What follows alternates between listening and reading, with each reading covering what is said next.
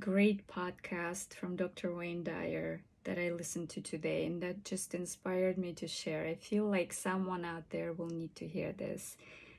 The topic of the podcast was loving yourself, and it just resonates so strongly with the way I view things and this perception of life that I'm going to be talking about is exactly at the core of my healing process. This is exactly what shaped me, what gave me power, what pulled me out of the deepest deep that I was in. And I just so wanted to share this with you. It was so beautiful. First, he shared a poem by Rumi, and I'm just gonna read it to you real quick. It has, like I said, to do with loving yourself.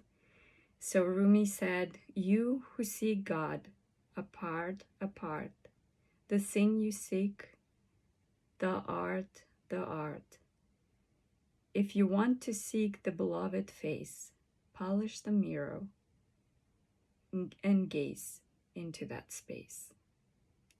So this has to do with when you're seeking love, when you're missing love within yourself, whether you understand that self-love is the problem that you need to address, is the issue that you are dealing with or not. What I can tell you already from the few clients, few like I coached, I think about 20 something clients for right now, and I can already tell you that almost every issue that any client deals with comes somewhere from some part of yourself that you don't accept, some part of yourself that you don't give enough love to, and it's the concept is so simple, but sometimes so hard to understand. And this is exactly why I wanted to share this with you. My personal belief, and you may not resonate with that, but this is, like I said, this is how I view things, and this is what helped me find power within, is I could never resonate with religion. This idea of this punishing God that just looks at you with judgment, I could never resonate with that. And I'm not saying that you have to believe what I do. I believe that everybody is at their own journey and they're allowed to believe it, what they believe in. But this is me. I'm spiritual, I'm not religious. I believe that God is love. And I believe that this pure unconditional love is the energy of God. You can call it source, you can call it the Tao, you can call it Krishna, whatever it is you want to call it. For me, that source energy that created us, that creation, that's love, and we were all created from that ocean of love, from that energy of love. So within each of us is a spark of that divine love. And by that accord, of course, we must be something of that, right? So within each of us, we're not dropped from the ocean. We are at the whole ocean within a drop.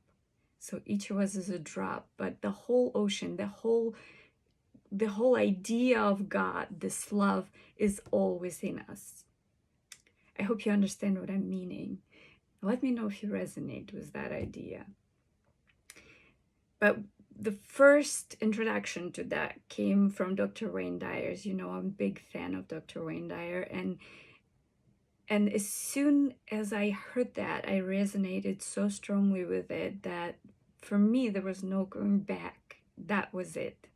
We all come from love. And this is exactly, I say to my clients when I start, a journey with them, that there's no judgment. This is a place of absolute no judgment, because I believe that all people are inherently good, because we are love. We come from that love. You know, when children are born, they're pure, they're love, they're shining bright with that energy, right? That creation and that pure spark within you. And you know, if you have children, or if you have children in a family, and if you watch them, that's all they shine. They love.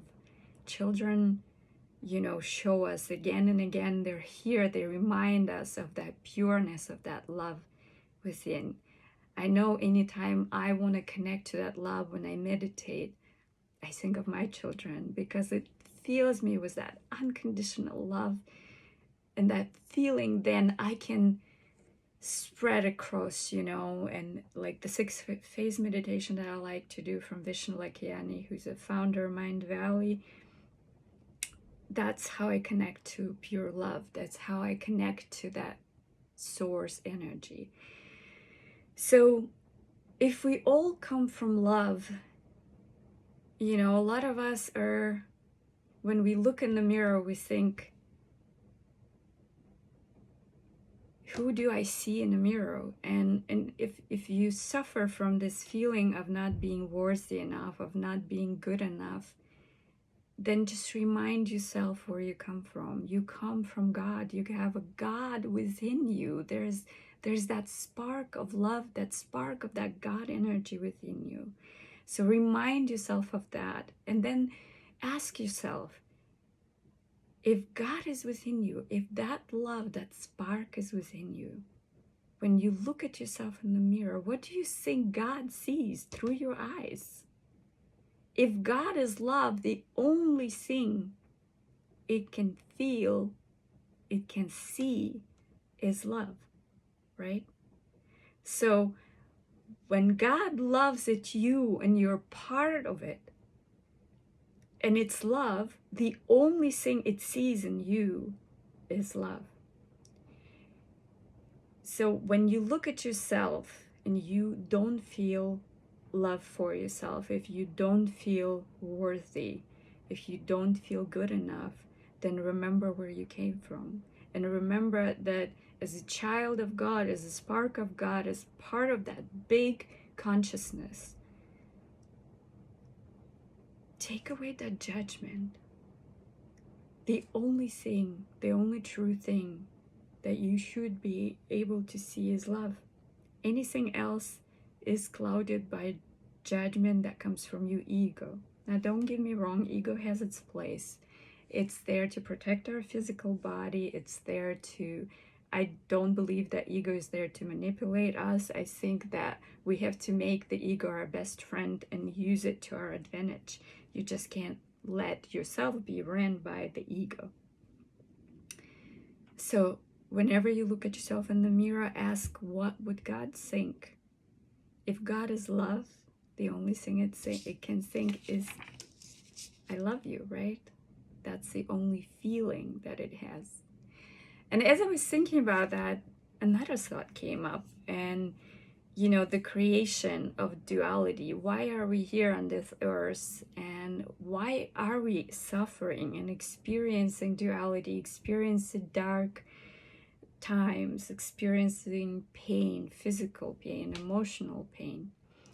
And I truly believe that as God is love, the only thing there is love when you're part of God. So God created this place where a soul, a spark of it. So I don't know if I can explain it. For me, my understanding of the universe, there's this big consciousness, and this consciousness is God. This is the creation. This oneness, this one consciousness is the creation.